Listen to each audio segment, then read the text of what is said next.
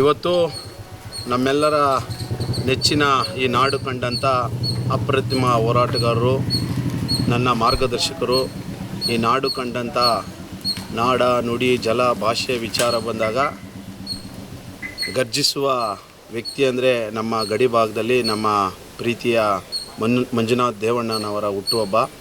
ಅವರ ಹುಟ್ಟುಹಬ್ಬದ ಪ್ರಯುಕ್ತ ಇವತ್ತು ಅನೇಕ ಜಿಲ್ಲೆಗಳಲ್ಲಿ ಅನ್ನದಾಸೋಹ ಮಾಡುವ ಕಾರ್ಯಕ್ರಮ ಮತ್ತು ಅನೇಕ ವಿವಿಧ ಸಾಮಾಜಿಕ ಜನಪರ ಕಾರ್ಯಕ್ರಮವನ್ನು ಇವತ್ತು ಹಮ್ಮಿಕೊಂಡಿದ್ದಾರೆ.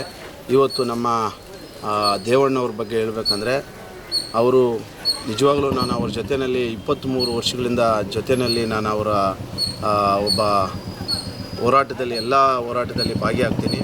ಅವರು ಭಾಳ ವಿಚಾರವಂತರು.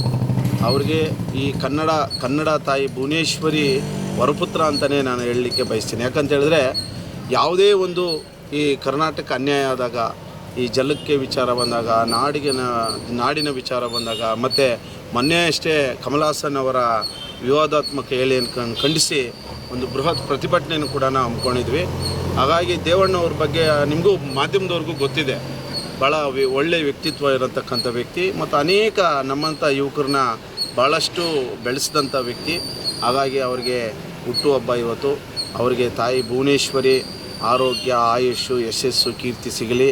ಎಲ್ಲ ಅವರ ಹಿತೈಷಿಗಳ ಆಶೀರ್ವಾದ ಮತ್ತು ಅವರೆಲ್ಲ ಕಾರ್ಯಕರ್ತರ ಒಂದು ಆಶೀರ್ವಾದ ಸದಾ ಅವ್ರ ಮೇಲೆ ಇರ್ತದೆ.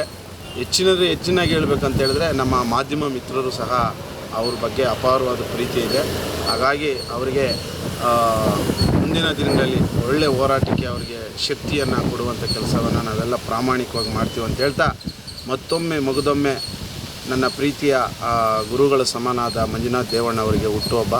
ಆ ತಾಯಿ ರೇಣುಕಾ ಯಲ್ಲಮ್ಮ ದೇವಿ ಆಶೀರ್ವಾದ, ತಂದೆ ಮಂಜುನಾಥ ಸ್ವಾಮಿ ಆಶೀರ್ವಾದ, ಬುದ್ಧ ಬಸವ ಅಂಬೇಡ್ಕರ್ ಅವರ ಆಶೀರ್ವಾದ, ಮತ್ತು ಅವ್ರನ್ನ ಪೂಜಿಸುವಂಥ ಅವರ ತಂದೆ ತಾಯಿ ಮತ್ತು ವಿಷ್ಣುವರ್ಧನ್ ಅಂದರೆ ಪಂಚಪ್ರಾಣ. ಹಾಗಾಗಿ ಅವರು ಆಶೀರ್ವಾದ ಸದಾ ಅವ್ರಿಗೆ ಇರಲಿ ಅಂತ ಈ ಸಂದರ್ಭದಲ್ಲಿ ಹೇಳಲಿಕ್ಕೆ ಬಯಸ್ತೀನಿ. ಜೈ ಹಿಂದ್, ಜೈ ಕರ್ನಾಟಕ ಮಾತೆ. ದೇಹ ಮಣ್ಣಿಗೆ, ಉಸಿರು ಕನ್ನಡಕ್ಕೆ.